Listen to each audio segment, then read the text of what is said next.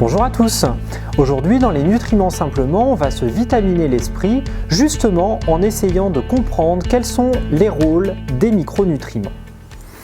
Alors avant de commencer, petit rappel sur ce qu'est un micronutriment. Je vous rappelle que ce sont des composants qui sont présents dans notre alimentation, qui sont nécessaires au bon fonctionnement de l'organisme, mais qui sont nécessaires en très faible quantité, de l'ordre du milligramme ou du microgramme. Ces micronutriments sont et appartiennent à différentes catégories: les vitamines, les minéraux, les oligoéléments, les acides gras essentiels, les acides aminés essentiels, les antioxydants et éventuellement certaines fibres pré- ou probiotiques.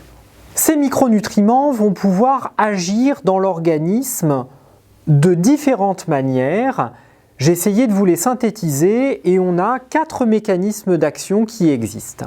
Alors, pour partir, ou en tout cas pour vous les expliquer, je suis parti d'un exemple, à savoir la fabrication d'un neurotransmetteur, un petit messager que l'on a dans le cerveau. Ce messager, c'est la sérotonine. Les micronutriments peuvent agir suivant 4 modalités pour augmenter ou optimiser ou réguler le taux de sérotonine. Premièrement, ce micronutriment peut être précurseur de la fabrication de la sérotonine. Or, il existe un acide aminé, le tryptophane, qui sert de brique de base à la fabrication en fait de ce neurotransmetteur. Donc, premièrement, un aliment ou un complément alimentaire peut nous apporter le précurseur nécessaire à la fabrication du composé ou d'un composant essentiel de l'organisme.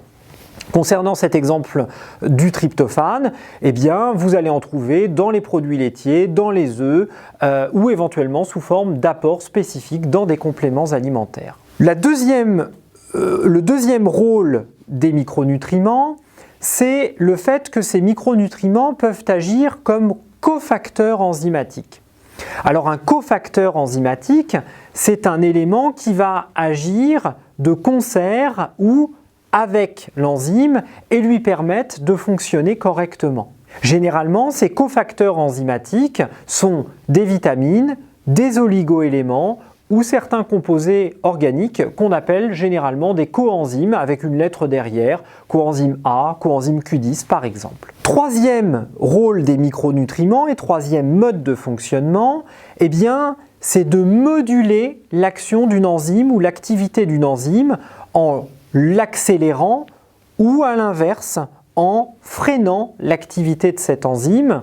On sait par exemple que pour transformer dans l'organisme du tryptophane en sérotonine, un certain nombre de composés comme le magnésium ou encore le zinc vont être utiles notamment pour favoriser la fabrication du tryptophane en sérotonine.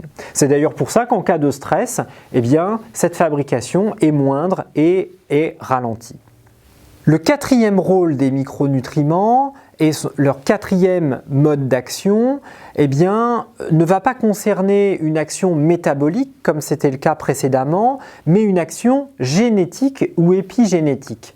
En effet, depuis une vingtaine d'années, on a découvert que certains nutriments et micronutriments pouvaient interagir avec notre génome et le repliement de l'ADN et favoriser l'expression de certains gènes. Alors ici, on n'est plus dans le cas de ma conversion ou de la conversion du tryptophane en sérotonine, mais un nutriment qui a été très utilisé et très étudié pour ses capacités notamment de modulation de l'activité génétique et épigénétique, c'est la vitamine D qui est capable de se fixer sur plus de 300 gènes dans l'organisme.